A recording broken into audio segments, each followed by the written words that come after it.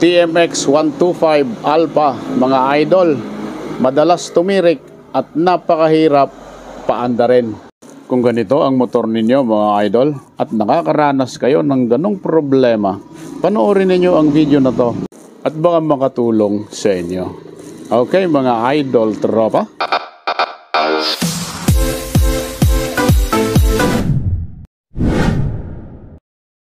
Yan mga idol, una natin titingnan kung ito ba ay mayroong kuryente.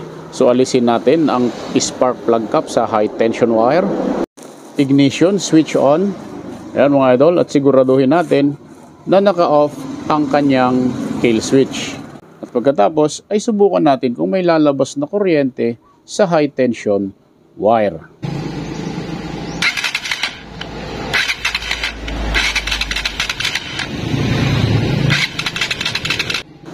Ayan mga idol, at walang lumalabas na kuryente. Ngayon mga idol, puntahan natin itong wire harness na galing sa ating stator. At may 5 itong wire mga idol. Ayan, green na may lining na white, ito yung ground ng pulsar. Blue na may lining na yellow, ito yung pulsar wire. At saka itong pink and yellow, yan yung ating charger. At itong black wire na may lining na red, ito yung primary wire mga idol. Ito yung wire na galing sa primary coil na papunta sa ating CDI. Ito yung isa sa nagsusupply ng kuryente sa ating CDI bukod sa pulsar. At ito yung common na nagiging problema ng ganitong motor. Ngayon, subukan ulit natin mga idol sa ganitong paraan kung may mailalabas pa ba itong kuryente.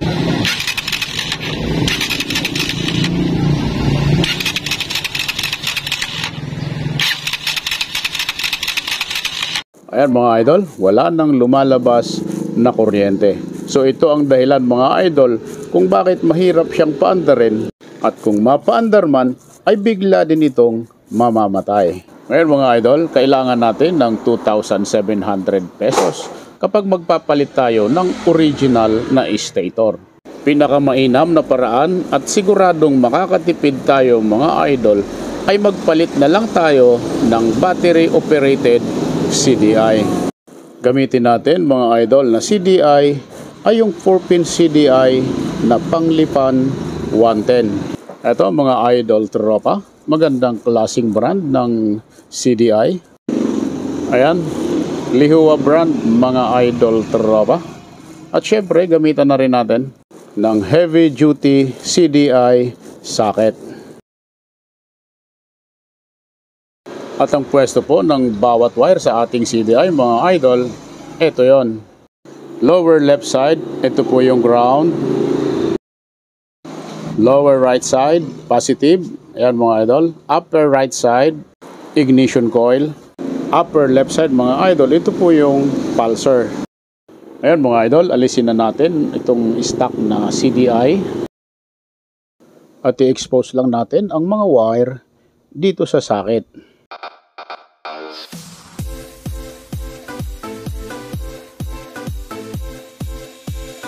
Ayan mga idol, itong green wire na may lining na white, ito yung ground ng ating pulsar. At itong green wire ay siya namang ground wire ng ating motor. Yellow wire na may lining na green mga idol, ito yung sa ignition coil. Ayan, yun yung diretso dyan. At ang blue na may lining na yellow, ito yung ating pulsar wire. At sa dito sa kabilang socket, meron itong dalawang wire.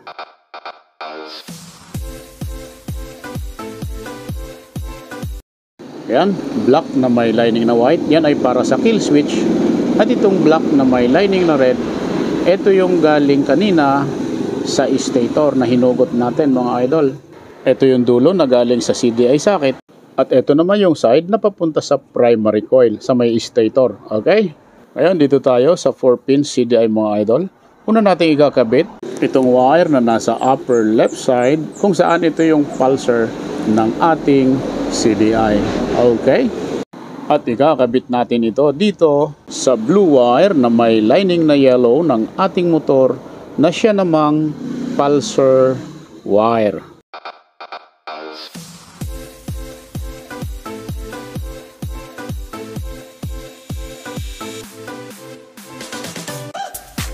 Sunod natin ikakabit mga idol, upper right side wire ng ating CDI. Ito ay kakabit natin sa yellow wire na may lining na green na siya namang wire patungo sa ating ignition coil. Ayan mga idol, upper right side ng ating CDI. Ikakabit natin ito sa yellow wire na may lining na green ng ating motor.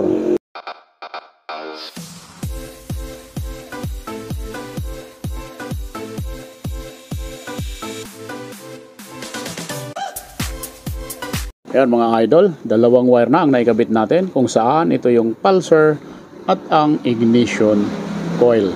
Ngayon, sunod natin ikakabit itong nasa lower left side ng ating CDI kung saan ito yung ground. Ang gagawin natin dito mga idol ay babalatan natin itong green wire na siyang ground wire ng ating motor. At babalatan na rin natin ang green wire na may lining na white na siya namang ground wire ng ating pulser. Ayan, matapos natin balatan ang green wire at ang green na may lining na white, ay dyan natin ikakabit ang wire na galing sa lower left side ng ating CDI. Ayan mga idol, kung bakit kailangan natin isama ang green wire na may lining na white sa green wire, ay para magkaroon ng ground supply ang ating pulser. Ayan mga idol tropa, tatlong wire silang sama-sama. Green wire, green na may lining na white, at ang wire na galing sa lower left side ng ating CDI. Yan mga idol.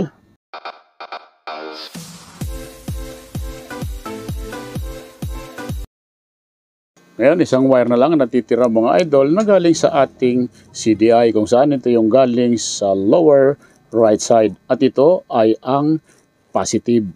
At dito sa kabilang socket, yan may dalawang wire mga idol, black na may lining na white. At ito ang kailangan natin mga idol, itong black na may lining na red.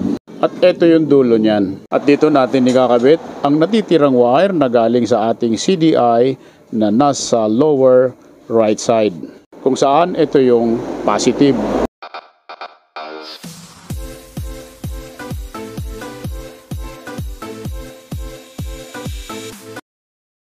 Ayan mga idol, at naikabit na natin lahat ng wire na galing sa ating CDI. So ayan, standby muna natin yan.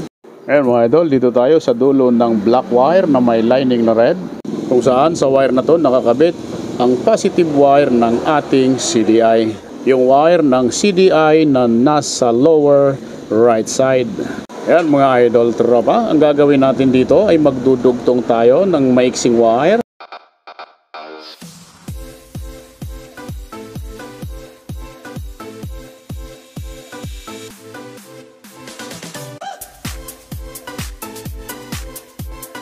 Ayan mga idol, sunod natin gagawin ay kailangan lamang nating hanapin itong socket ng ating foot brake switch.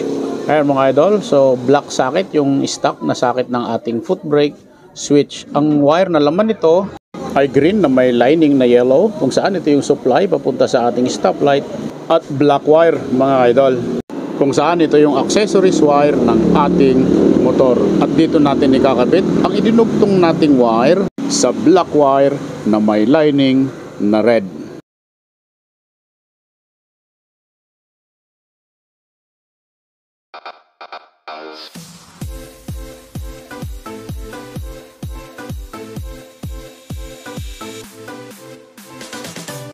Ayan mga idol tropa, tapos na natin maikabit.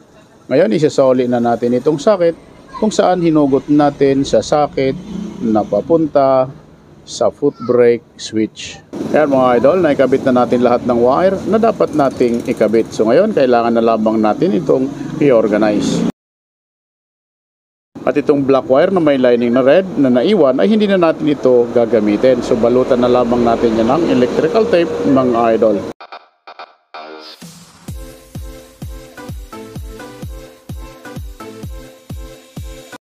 Ayan, at maayos na uli mga idol.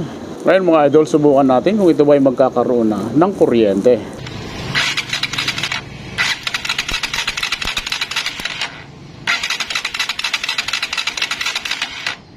Ayun, at may kuryente na mga idol. So ngayon, ibabalik na natin itong spark plug cap at subukan nating paandarin.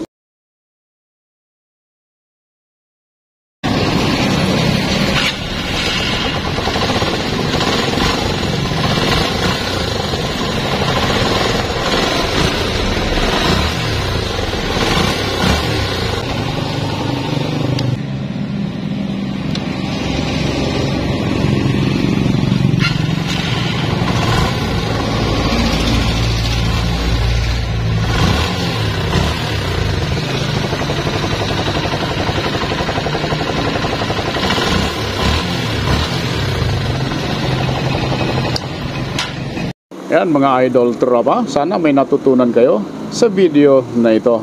Maraming salamat sa inyong panonood mga idol. Like and subscribe na lamang po sakaling nagustuhan ninyo ang video na ito.